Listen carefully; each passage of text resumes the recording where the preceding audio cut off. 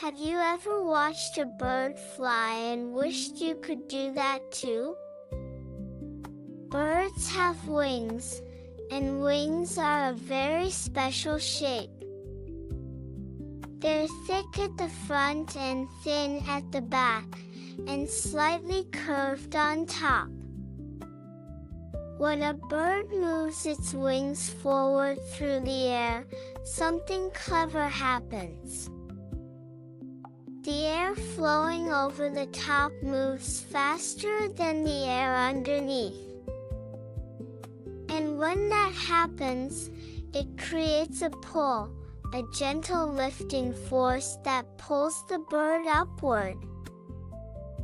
Birds also flap their wings to push themselves forward.